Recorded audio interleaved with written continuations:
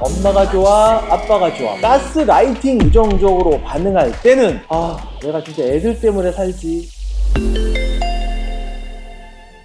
안녕하세요. 영교시 부모영역 김성권 교수입니다. 그 누구도 아닌 자기 걸음을 걸어라. 너는 독특하다는 것을 믿어라. 누구나 몰려가는 줄에 설 필요는 없다. 자신만의 걸음으로 자기 길을 가거라. 바보 같은 사람들이 무어라 비웃든 간에. 1989년 명작 영화 죽은 신의 사이를 기억하시나요? 이 영화에는 많은 명대사들이 나오는데요. 영화에 나오는 존 키팅 선생님의 대사를 제가 잠깐 읽어드렸습니다. 죽은 시인의 사이에서 등장하는 릴이라는 학생이 있는데요. 의사가 되어야 한다는 아버지의 은근한 압박에 그저 자신은 부모의 지시를 따르는 것이 의무라고 생각하는 아주 착한 아들이었어. 의대를 졸업하면 그때 가서 네 맘대로 해라. 하지만 그때까진 내가 시키는 대로 해라. 네 어머니가 너한테 얼마나 큰 기대를 하는지 알고 있지? 이렇게 아버지는 말을 합니다. 영화에서 결국 릴은요, 죽음을 통해 자유로워지기를 선택하는 것으로 영화는 아쉽게 끝나는데요. 릴이 정신적,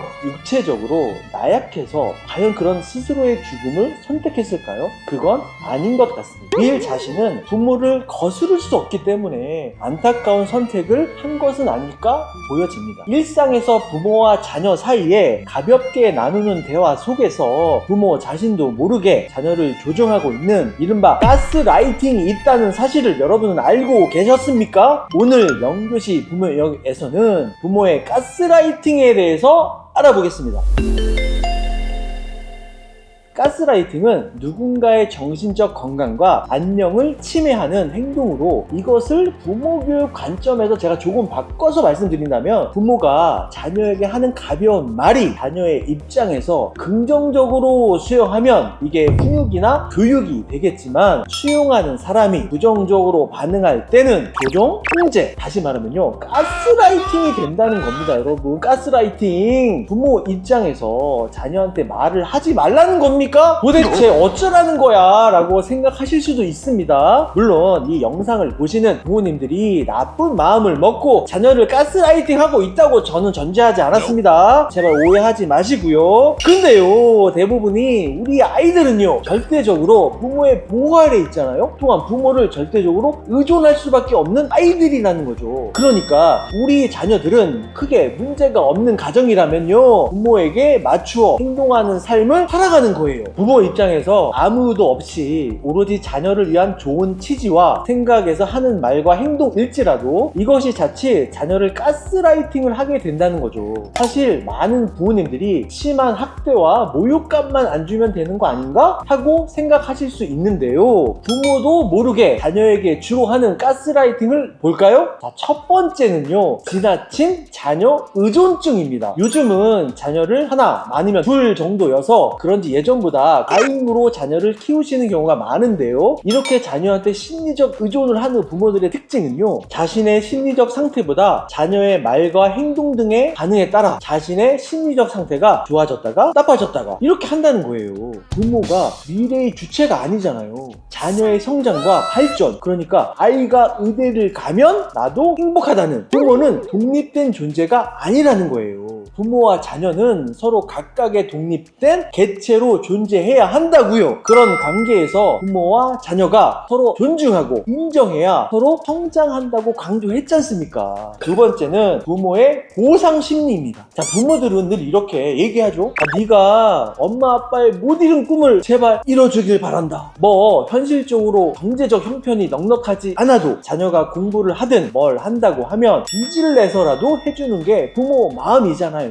그런데 내가 이렇게 너를 위해 모든 걸 다 해줬는데 그걸 못 해줘? 네가 이럴 수 있어? 이런 생각이 저는 문제라는 겁니다. 보통 이런 스타일의 부모들을요, 목적 지향형 양육자라고 하는데요, 부모가 굉장히 주도적이고 적극적인 양육을 하는 타입인데요, 이런 가정의 부모들은 자녀가 어릴 적부터 지속적인 가스라이팅을 하게 된다는 겁니다. 누구나 인간이라면 성장하면서 심리적 경제적 독립을 하게 되는데요. 부모와 자녀의 꿈이 같다면 다행이지만 그렇지 않다면 부모의 이런 말과 행동은 마치 사이즈가 안 맞는 옷을 입고 있는 거나 마찬가지라고 할 수 있다는 거죠. 이걸 평생 자녀가 입고 있다고 생각해 보세요. 부모님들 얼마나 힘들겠습니까? 자, 마지막 세 번째는요, 부부 사이의 갈등이 자녀에게 투사되는 건데요. 부부싸움을 하거나 하면 이렇게 얘기하시죠. 아, 내가 진짜 애들 때문에 살지. 저는 이 말이 부모가 자녀한테 하는 최악의 가스라이팅이라고 생각합니다. 왜냐고요? 엄마가 아빠가 사는 게 너무 힘들다. 아, 당장 이혼하고 싶은데 내가 너 때문에 참고 산다. 화가 나면 뭔 소리는 못하겠습니까만, 이 말은요,